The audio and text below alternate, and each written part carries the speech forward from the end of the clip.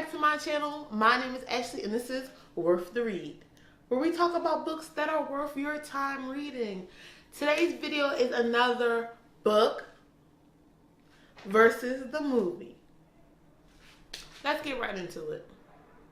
Today's video is about Nappily Ever After by Trisha Thomas. This is the book. I discovered this was a book after I saw the advertisement for the movie on Netflix. So, of course, because I do this video series, book versus the movie, I decided to purchase the book, read it, and then enjoy the movie. Now, the book by Trisha Thomas is very different from the movie. I love them both separately. So, in today's video, we're going to get into it. My likes, my dislikes, the comparison of the two, which is why I do book versus the movie, and all that great stuff about Nappily Ever After. Now, this is the first, if you don't know, I would consider myself a book snob, where I don't write in my books, I don't annotate my books, I don't highlight in my books. I will literally read a book and after I'm finished, it will look brand new, like nobody's ever touched it. I'm just really particular about my books. When I'm reading them, a crinkled page can drive me crazy. So I keep my books in great condition. This book, I decided to annotate. Now, this is my copy of the book. I did not do much. If you see, I have some markers and I have some highlighted stuff in the book. I decided to do that because of the basics of this book and how it pertains to life growing up as a young Afro-American girl. And I thought it would be a good book for my students to read. So I decided to write it, and it took everything in me to do that. But let's get right into the review of the book. In Nappily Ever After, the book is about a young woman named Venus who decides in the beginning of the book to shave her head completely bald. And she's an Afro-American young lady in her early 30s, And she's just tired of being changed to her hair. And if you're watching this and you don't understand that concept, I get it 100%. Being in our community, little girls are taught from a very, very young age. I'm talking about 2-3 years old, that their hair is a very important aspect of their total being. It's not just an accessory. Like, your hair is you are your hair. And at such a young age, we're taught to maintain it. It should look nice and neat. It should not be overwhelming to other people. We get perms, which is a chemical that permanently straightens our hair, and it's full of horrible stuff like lye and things like that that cause brain damage. But we, at a young age, I think I got my first perm when I was like 5 or 6.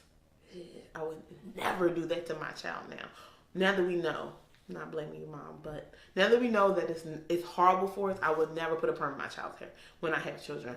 And we are conditioned to go to the salon every week, every other week, sitting there for hours on end to get our hair done. And we're limited to doing things like, I know a lot of the girls don't like to work out because they'll sweat out their hair. They don't go swimming because it messes up their hair. They won't even let people touch it. And I know if you haven't seen Black Women, but we do this a lot. Like, when people try to touch, don't touch my hair. What are you doing? What are you doing? Trying to touch my hair. That's because we are conditioned at a young age that our hair can be our crowning glory. Not the person within, but our physical hair. Like, our hair is everything. So she decides, Venus, the character in the book, decides that she's over it. She's done. She no longer wants to spend thousands of dollars and countless hours of her life in a hair salon. And she tells her hairdresser to cut her hair off. And she cuts it completely bald. And it's a very liberating thing to her because she no longer has to worry about this feature of herself that really shouldn't matter. And then she realizes that it was more, the craziness about her hair was not only her issue, but it's society's issue, because she's treated differently, being the same person, college educated, great job, hard worker, homeowner. She's treated differently by people who were treating her like this great person as soon as she cuts her hair off. So the book is about her journey, her relationships in work and personal life after she cuts her hair off. And I would like to say this book was an excellent book. This book, it was so many parts in this book that reminded me of my childhood. And it was just like, and that's what made me annotate the book. That's what made me want to highlight and write down passages and sticky note it. And it was just so much my story, as well as a lot of other young Black women's story that just has to be told. So that's the main premise of the book. This woman cuts her hair off, bald, and she decides to live life for herself and no longer for her hair. Like I mentioned before, there's personal relationships and business relationships in this book with Venus. Her personal relationship, she's been living with a man for about 4 years who is a med student, and in her mind, he would be the perfect husband. So she kind of lives her life to cultivate a relationship with him that is perfect, outwardly perfect. Like society thinks they're perfect together.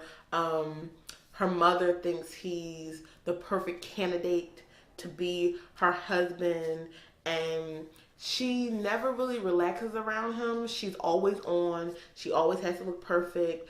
Everything is going to be the way that she perceives it should be, so that she can get into this relationship and potentially get married and have children.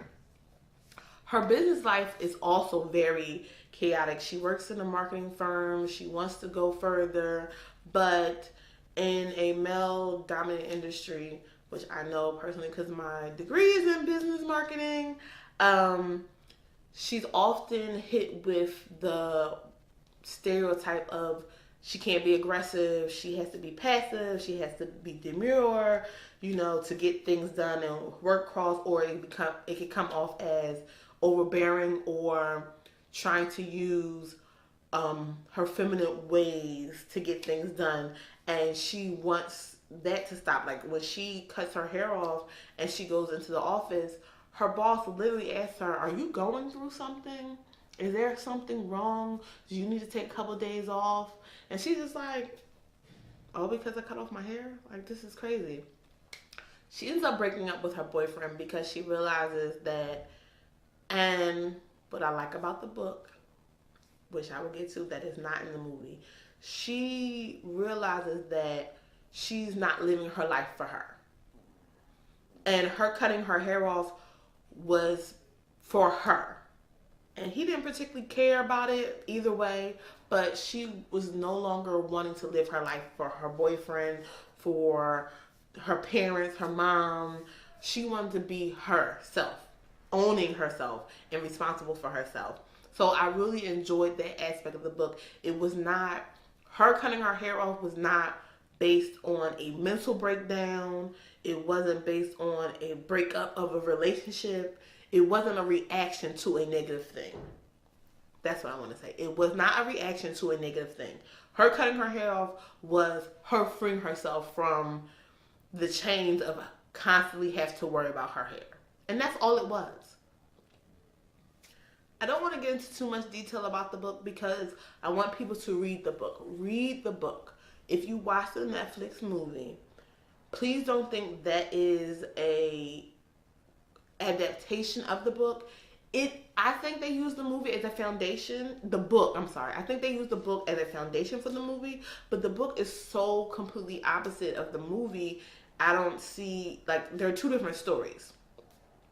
And I'll explain that more when I talk about the movie. But the book is more about self-realization that you are all you need. Like, you don't need to depend on other people for validation. You don't need to depend on other people to have your dreams come to fruition. The book is about loving yourself and knowing that you're worth everything, and you don't need anybody else to tell you your worth. That's what I got from the book. Like I said, I love this book. I was a little girl in the salon getting hot combed, braided down, perms, your scalp burning, coming out with scabs, just to outwardly to other people's appearance seem together as far as us as Afro-Americans and our hair. And it's kind of sad what we go through and what we do to make ourselves more appealing to other people. And that's what the book is pretty much about. And it was excellent. I love the way it ended. I know it's other books. I think it's Nappily Married or other is sequels to the book. So I will be reading those and I will let you know when I get them.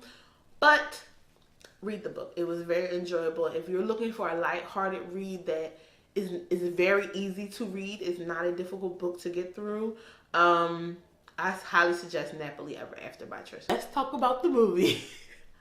So, Nappily Ever After by Trisha Thomas was purchased, clearly, or was sold to Netflix, and they made a movie with Sanaa Lathan. I love her. She's so beautiful, bald or not. And the movie was different from the book, and I'll explain why now. In the book, she cuts her hair off because she wants to be done with being chained to the salon and the hours it took to do her hair and the pressure she felt to have her hair look perfect and things like that. That's why she cut her hair off for herself. What I did not like was in the movie, they change it. And they basically, she cuts her hair off because her boyfriend, Clint, does not propose to her on her birthday. And he basically tells her that he wasn't even thinking about marriage because he felt like they'd been on a first date for 2 years because she's always perfect. Like, she will wake up earlier than him just to brush her teeth, take her scarf off, comb her hair down, put some blush on, and then pretend to sleep again. And when he wakes up, she's like, "Oh, good morning." And he's looking at her like, "You look perfect, but okay." So he felt like the relationship was not authentic and that they would laugh and be silly and enjoy each other. He said it to her in the movie, like, "I don't even know your favorite flower, what type of music you like," and they've been living together. So that's the issue for him. So he wasn't even considering marriage, and in her mind, she's trying to be so perfect and she's putting on this perfect lifestyle where she's taking care of him, cooking, cleaning, waking up early, constantly hair being done, and in her mind, she's doing everything it takes for him to want her as his wife. And I didn't like that. I think they put too much emphasis on the relationship, meaning I think they made it seem like she snapped, and because he rejected her, she cut her hair off. And the book is totally opposite. The book was more about her and her feelings. It had nothing to do with the relationship. They were still in a relationship fine when she cut her hair. And that was a more positive thing in the book, where cutting her hair off in the movie was a negative and a reaction to the breakup. And I was like, that's a cop-out. Like, because a man doesn't want me, I'm going to go crazy and cut my hair off? You tripping. I'm not cutting my hair off because he don't want me. He don't want me, bye. That's how I feel. So I think the movie, I didn't like that they changed that. I didn't like that they made her look weak because of a relationship. And in the book, it had nothing to do with the relationship.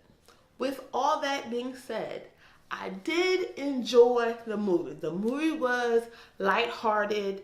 It had characters in it that the book didn't, where when she's getting her hair done, she ends up meeting a male salon owner who has a daughter who, the daughter has this her name is Zoe. She has this mentality because her dad owns a hair salon where he uses natural products and he promotes women wearing their natural hair.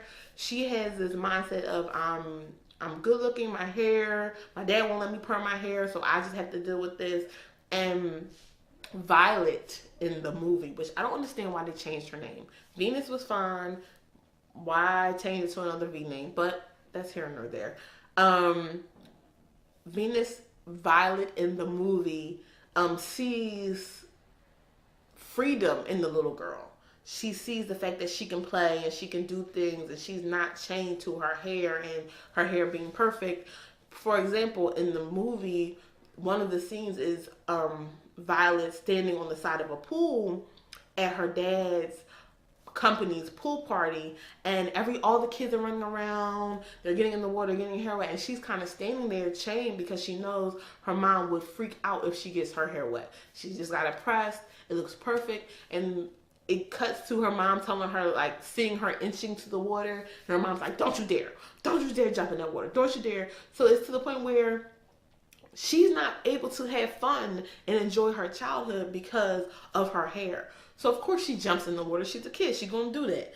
And her mom snaps because her hair shrinks up like our hair does when it gets wet, which is nothing wrong with that.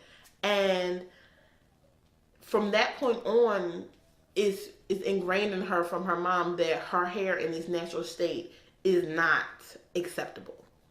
And she sees that freedom in Zoe. In the movie, she breaks up with her boyfriend, Clint. She just breaks up with him. She tells him to get out. You're not going to marry me. Get out. I'm done. She just throws in the towel. In the book, she does the same thing, but it's not because he won't marry her. It's because she decided that she's ready to move on with her life. And if that's not the direction he wants to go in, it's time for her to move on to someone who does. And in the book, Clint fighting for her. Like, he wants her back. He's constantly calling her. He's popping up on her and everything. In the movie, he kind of just like, okay, bye, I'm out. And she ends up running back to him, and she sees him with another woman.